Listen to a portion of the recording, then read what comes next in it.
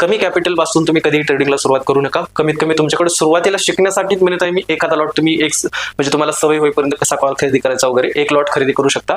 पण ज्यावेळेस तुम्हाला वाटेल मला मार्केटमधून प्रॉफिट काढायचे तर तुम्हाला 4-5 लॉट हे बाय करावेच लागतील, कारण तिथं मानसिकता अशी असते त्यावेळेस होते. कारण एका ट्रेडमध्ये आपल्याला फक्त 25 ते 30 पॉईंट मिळतात. समजा 25 ते 30 पॉईंट आपण मिळतात आपल्याला. तर समजा 15चा लॉट आता आहे, तर त्यामुळे आपण जर चेक केलं तर या ठिकाणी 450 रुपयाच्या दरम्यान प्रॉफिट होईल तुम्हाला. 30 रुपये 30 जर तुम्ही प्रॉफिट आहे ते काढलं 30 पॉईंटचं तर ठीक आहे 450. मग याच्यामध्ये समजा 50 पॉईंट ते 60 पॉईंट तुमचा हे होईल, ब्रोकरेज वगैरे जाईल, असं आपण मानसिकता ठेवतो. आणि 30 पॉईंट जरी मिळाले तरी एक्झिट होत नाही त्या ट्रेडमधून. तर माझं असं मत आहे तुम्ही जर एका लॉटने शिकण्यापर्यंत करू शकता, आणि त्याच वेळेस जर तुमच्या इथं समजा 4-5 लॉट असतील तर 4-5-20 म्हणजे 2000 ते 2500च्या दरम्यान तुमचा प्रॉफिट दिसायला लागेल.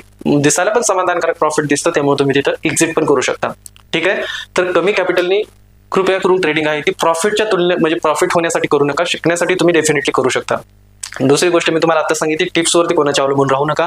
इंडिकेटरचं एक महत्त्वाचं तुम्हाला सांगतो, इंडिकेटर वर्क करतं, कोणतंही इंडिकेटर असो वर्क करतं, पण मार्केट जर तिथं रेंज बाउंड असेल ना, अशा पद्धतीनं मार्केट जर रेंज बाउंड राहिले, जास्त मुवमेंट नाही मार्केटमध्ये, तर कोणतंही इंडिकेटर तिथं वर्क नाही करत. सॉरी. ठीक आहे. तर इंडिकेटर तुम्ही वापरत असाल तर तुमच्या एंट्र्या आहे ते जास्त पडू शकतात, ही फक्त लक्षात गोष्ट घ्या. तुम्हाला एसएल म्हणजे स्टॉप लॉस आहे तो तुमचा कमीच राहणार आहे. मुव्हिंग ॲव्हरेज मध्ये मी तुम्हाला सांगितलेलं आहे, व्हीवॅप मध्ये सांगितलेलं आहे, पण तुमचं ट्रेड आहे ते जास्त पडू शकतात. म्हणजे इथं कॉल बाय केलं लगेच फुट बाय केलं लगेच कॉल, ट्रेड तुमचे जास्त होऊ शकतात, पण ते पण ॲक्युरेट आहे. पण जर एखाद्या दिवशी मार्केटच रेंज बाउंड आहे ना, त्या दिवशी आपण काहीच करू शकत नाही.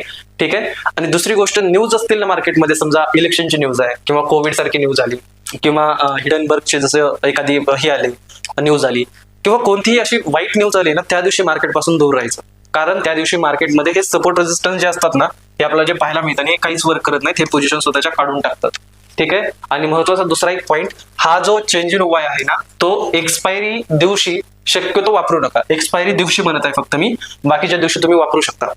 हा एक्सपायरी दिवशी जर तुम्ही चेंज इन वाय जर वापरायचा विचार केला तर हा पूर्णपणे करोडोमध्येच असतो कधी कधी. ठीक आहे. लाखामध्ये खूप जास्त असतो, 100 लाख 200 लाख असं आपल्याला टक्केवारीमध्ये पाहायला मिळतो.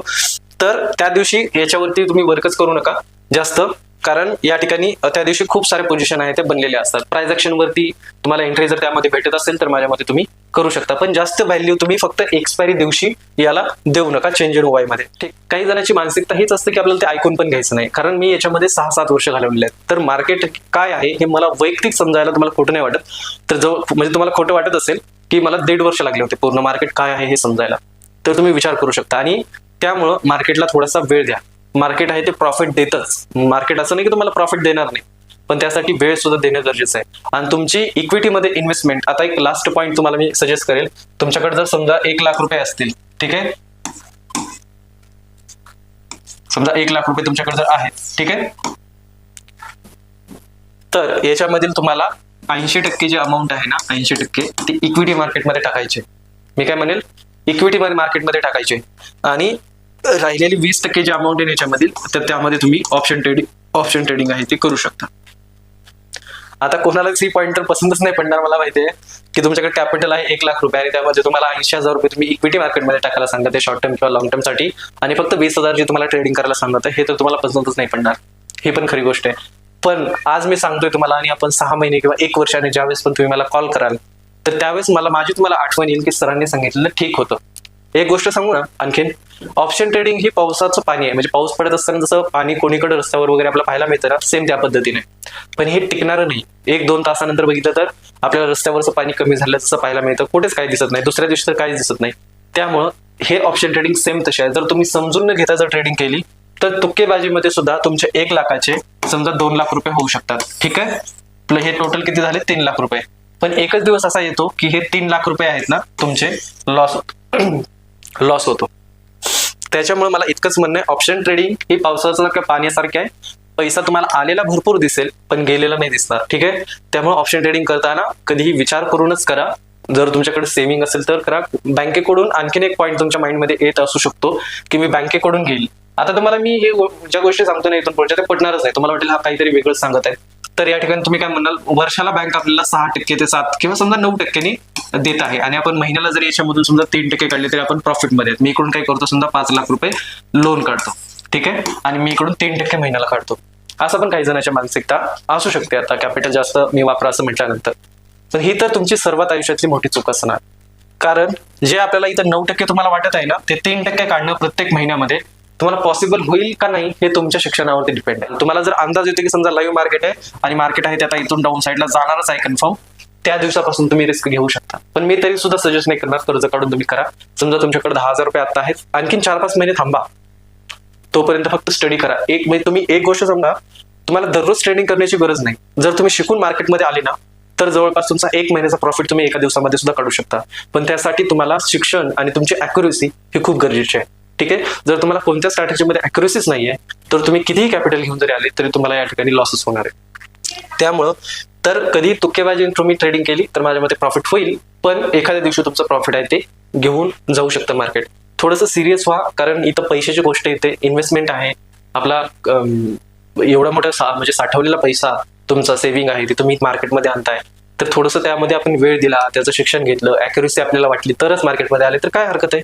जर तुम्हाला अॅक्युरेसी नसेल तर येऊच नका मार्केटमध्ये, जोपर्यंत अॅक्युरेसी येत नाही तोपर्यंत. कारण ह्याला प्रत्येक कन्सेप्ट समजून घेणं हे गरजेचे आहे. ठीक आहे. कारण एचडीएफसी बँकेला वेटेज जास्त आहे, त्यामुळे एचडीएफसी बँकेचा चार्ट काय सांगतो 1 डेच्या टाइम फ्रेम मध्ये, त्यामध्ये प्राइस ऍक्शन प्रमाणे कशा एंट्री पाहायला मिळतात आपल्याला. 52 वीक हायच्या जवळपास शेअर ट्रेड करतोय का हे तुम्हाला चेक करावं लागेल. परत आपल्या इंट्राडे मध्ये 5 मिनिटाच्या टाइम फ्रेम मध्ये तुम्हाला प्राइस ऍक्शन तयार होते का, एसएल कुठं होतोय, स्टॉप लॉस कुठं होतोय, ह्या गोष्टी आहेत. ठीक आहे. आणि दुसरी गोष्ट, ट्रेड घेतल्यानंतर घाबरून नाही जायचं. एक तर 3च गोष्टी होतात मार्केटमध्ये, एक तर तुमचं टार्गेट कम्प्लीट होईल, एक तर तुमचा एसएल हिट होईल, किंवा मार्केट रेंज बाउंड राहील, तुमचा प्रीमियम कमी होणार. ठीक आहे. त्यामुळे कितीही जरी तुम्ही विचार केला किंवा टेन्शन घेतलं तरी सुद्धा मार्केट तुमच्या मनाने नाही चालणार आहे. ठीक आहे. न्यूजवरती थोडासा फोकस करा. तुम्ही ज्यावेळेस पण ट्रेडिंग कराल त्यावेळेस तुम्ही सुरुवात कराल त्यावेळेस तुमच्याकडे एक टॅब आहे तो एचडीएफसी बँकेचा ओपन असला पाहिजे, चार्ट आहे तो दुसरा आयसीआयसीआय बँकेचा. आता सेटअप बद्दल सांगतो थोडक्यात. तुमचा एक टॅब आहे तो एचडीएफसी बँकेचा चार्ट, त्यानंतर दुसऱ्या टॅबवरती तुमचा आयसीआयसीआय बँकेचा चार्ट, त्यानंतर तिसऱ्या याच्यावरती तुम्हाला न्यूज पाहिजेत, लाईव्ह न्यूज काय येतात का. ठीक आहे. जी बिझनेस, सीएनबीसी आवाज दोन्हीपैकी कोणताही चॅनल तुम्ही फॉलो करू शकता याच्यासाठी. आणि तिसऱ्यावरती तुम्ही एक आहे ती आपला निफ्टीचा स्पॉटची इंडेक्सचा चार्ट आहे तो यूज करू शकता. जर एवढं तुमच्याकडे असेल सेटअप तरच या. आणि महत्वाची परत, जर फक्त तुमच्याकडे मोबाईलच असेल ना तर ट्रेडिंग करायला थोडासा विचार करा. तुमचे आजचे 20-25 हजार तुम्हाला वाटेल हा समजले मला आणि ट्रेड घेतला, मान्य, मला तुम्हाला काही दिवस प्रॉफिट होईल पण काही दिवसानंतर लॉस होणार. तुमच्याकडे हा इक्विपमेंट असणं हे खूप गरजेचं आहे, कारण याच्यावरतीच तुम्हाला अॅक्युरेसी येईल लाईन ड्रॉ करताना, तसे मोबाईलवरती नाही ना. एक जरी थोडासा पॉईंट मिस झाला तरी तुमची चुकीची एंट्री पडू शकते प्राइस ऍक्शन मध्ये. तर त्यामुळे प्रत्येक गोष्टी रिपीट व्हिडिओ पहा. ठीक आहे. पैशाची गोष्ट ज्या ठिकाणी पण येते ना तर त्या ठिकाणी तुम्ही पूर्ण स्टडी करा. अर्धवट नॉलेज कधीही रिस्कच घेतं, म्हणजे त्यामध्ये नुकसानच होतं. ऑप्शन ट्रेडिंग मध्ये करताना जवळपास तुमची 80% अमाऊंट आहे ती इक्विटी मार्केटमध्ये टाका आणि 20% तुम्ही ट्रेडिंगसाठी यूज करा. बाकीचं कोणत्याही पद्धतीनं तुम्ही म्हणजे पैसे जरी कमवत असाल तरी मला इतकं वाटतं, कारण तुमची 80% अमाऊंट ही सेफ आहे आणि 20% तुम्ही फक्त यूज करताय, तर रिस्क खूप कमी होईल. तुम्हाला आता ह्या गोष्टी नाहीच समजणार. ठीक आहे. पण 1 वर्षानंतर, 6 महिन्यानंतर ज्यावेळेस आपल्याला लॉस होईल ना त्यावेळेस तुम्हाला वाटेल की आपण शिकलं असतं तर खूप बरं झालं असतं. ऑप्शन ट्रेडिंग आहे ती डीप मध्ये. माझं मत आहे तुम्हाला जेवढा वेळ देता येईल ना तेवढा द्या. ऑलिम्पिकमध्ये एकच व्यक्ती मेडल मिळते त्यांना. ठीक आहे. कोणतीही एक्झाम घ्या, जो पण टॉपर आहे ना, जो जास्त मेहनत घेतो ना त्यालाच या ठिकाणी पुढे जाऊ शकतो. तसं तुम्हाला जेवढी तुम्ही जास्तीच लोकांपेक्षा मेहनत घ्याल ना तेवढं तुम्हाला इथं प्रॉफिट आहे ते जास्त होईल. एका दिवसामध्ये तुम्ही 1 लाख कमवले किंवा 5 लाख कमवले, तुम्हाला कोणाला देणं घेणं नाही. ठीक आहे. तसे पण बाहेर लोक 500 रुपये डेली कमवणारे पण आहेत आणि 5 लाख रुपये डेली कमवणारे पण आहेत, 5 करोड रुपये डेली कमवणारे पण आहेत. फरक इतकाच आहे की तुम्ही माइंड किती स्वतःचा यूज करता, कशासाठी यूज करता आणि योग्य पद्धतीनं कुठे यूज करता. ठीक आहे. आय होप की तुम्हाला सर्व माहिती आहे ती आवडली असेल. तुमच्या कमेंट किंवा तुमचा रिव्ह्यू मला नक्कीच द्या. तर थँक्यू, तुम्ही शेवटपर्यंत इथपर्यंत व्हिडिओ पाहिले आपले पूर्ण. आणि ठीक आहे, प्रॉफिटेबल राहा इतकंच सांगेल. परत एकदा थँक्यू.